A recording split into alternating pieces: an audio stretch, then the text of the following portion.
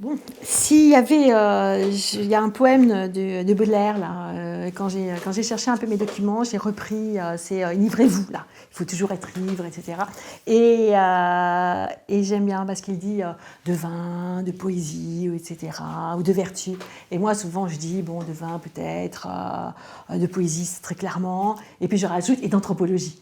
Parce que je trouve que quand même on a la chance d'avoir une matière où voilà, une véritable ivresse, ivresse de connaissances, etc. Et, et dans lequel effectivement la pratique du terrain est fondamentale. Alors moi il se trouve que malheureusement, le Burkina aujourd'hui c'est clairement voilà, c'est une zone toute rouge, donc on ne peut plus y aller.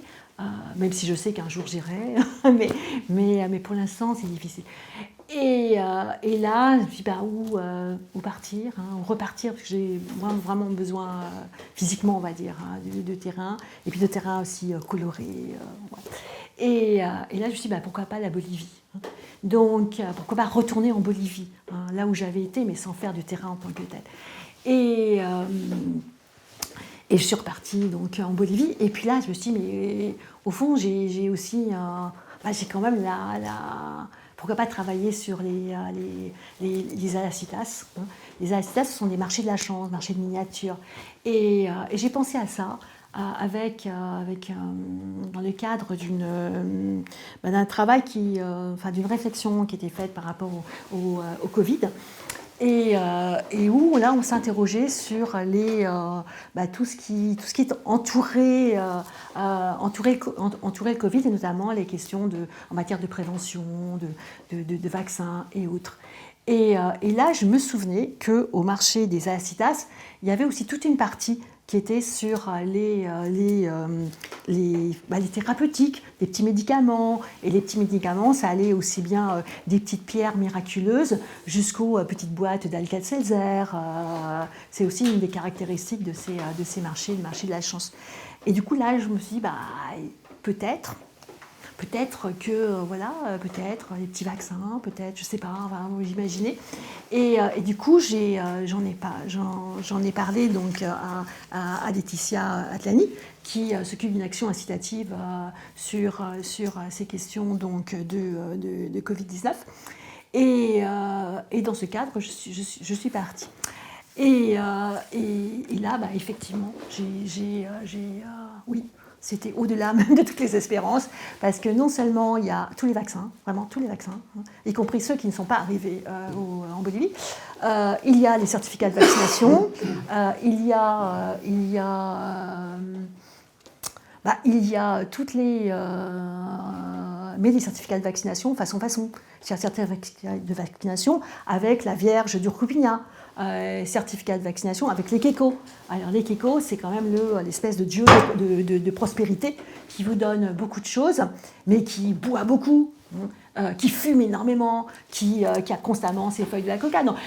Autrement dit, c'est quand même pas tout à fait un modèle en matière d'hygiène, c'est le moins qu'on puisse dire. En plus, il est clairement obèse. Non, bon, ok.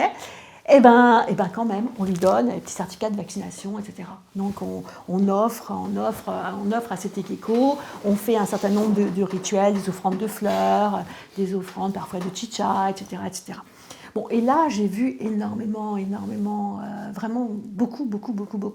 Et puis, étonnamment, cette espèce de nouveau terrain a été facilité parce que j'avais mes petites photos que j'avais gardées de mon petit bébé des Alacitas. et où j'avais effectivement les photos où, de fait, les Aasitas, la Vierge de Copignat, hein, c'est 9 mois, c'est vrai, c'est du vrai, je ne peux pas mentir. Bon, je ne peux pas après, clairement, il y a eu quand même quelqu'un qui ressemble très clairement à un humain, hein, qui est passé par là, mais le fait est que cet humain était déjà passé quand même pendant de nombreuses années et rien n'est arrivé, quoi. Donc, du coup, j'ai montré les photos de mon petit. Enfin, mon petit qui est maintenant grand, mais en tout cas, quand il était là-bas. Et les gens regardaient et m'ont dit, mais waouh, mais t'as eu un bébé des Aasitas? Je dis, bah oui. Elle me dit, donc tu sais que c'est vrai, les Aasitas. C'est pas juste comme ça. Je dis, bah. Elle me dit, là tu as cru. Je dis, bah j'ai cru. En tout cas, il m'a dit, en tout cas, tu as vu et maintenant tu sais. Je dis, oui. Alors là aussi, on dit aussi qu'il faut surtout que d'autres croient pour vous. Et là, clairement, d'autres ont cru pour moi. Et là, c'est comme une sorte de sésame, ouvre-toi, quoi. Sésame, ouvre-toi sur un marché des miniatures de la chance, et où là, d'une certaine manière, j'avais la possibilité pour rentrer, pour parler avec les uns et les autres d'objets complètement qu'on peut considérer comme vraiment tout à fait bizarroïdes. Il y a les certificats de vaccination, il y a les certificats de guérison, il y a toutes sortes de choses à la CITAS. Hein. Il y a y compris aujourd'hui, il y a par exemple des certificats de condamnation si on a, par exemple, tué sa femme, quoi. Hein, parce qu'on est dans un pays où les droits des femmes sont quand même très très très importants. Donc il y a vraiment de tout, absolument de tout aux Aasitas. Et il y a étonnamment les anthropologues, quand ils travaillent dans les ondes, travaillent dans les campagnes, etc. Ils travaillent rarement en ville. Et ce marché-là, il n'y a vraiment quasiment rien, quoi. Parce qu'il est trop ça fait trop partie de l'élémentaire, quoi. Sachant qu'en plus, il y a plein de diplômes. Hein. On peut acheter toutes sortes de diplômes. Mais là, je trouve que avec les questions donc, de santé et de maladie, et notamment donc, de pandémie, il y a vraiment toute une ouverture sur le fait que ça ne veut pas dire pour autant qu'il n'y a pas eu des réticences par rapport aux questions de vaccination, mais il y a quelque chose quand même qui a gagné ce marché, et qui est là. Et qui veut dire que si on a eu les vaccins, eh bien, on a déjà eu les petits vaccins, et donc on les aura après en grand. Et puis, quand au moment j'ai retrouvé après, j'ai pas encore véritablement écrit, j'ai fait des communications dans les collègues, mais j'ai l'intention d'écrire, bien évidemment. Et là, il y a quelque chose où véritablement, la pandémie, en tout cas, on adapte les cultes locaux, mais cultes locaux qui s'adaptent déjà à la mondialisation, et en plus, on peut penser la lutte sanitaire, on va dire, en s'appuyant sur ces fameux marchés de la chance, et qui sont en train de s'étendre. Alors à la base, en plus c'est patrimoine mondial de l'humanité, donc c'est pas rien. C'est pas rien. Ça s'étend aussi au Pérou, ça s'étend dans d'autres pays d'Amérique du Sud. Apparemment, il y en a un peu aussi aux États-Unis. Donc là, il y a quelque chose qui parle effectivement du mal, mais qui en parle en rendant compte à nouveau qu'on peut en avoir raison, quoi.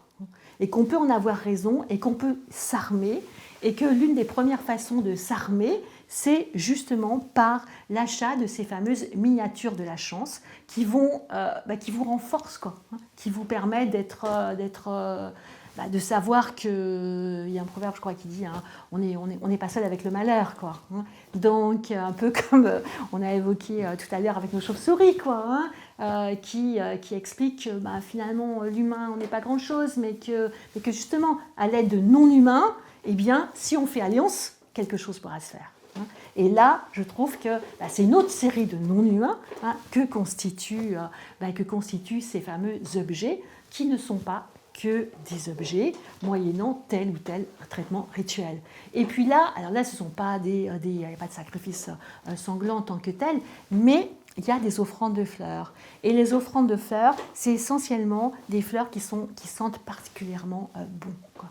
Or, cette flagrance est censée là aussi nourrir ces objets et leur donner une vie belle, quoi, hein, et qui va rendre la nôtre également la plus belle possible.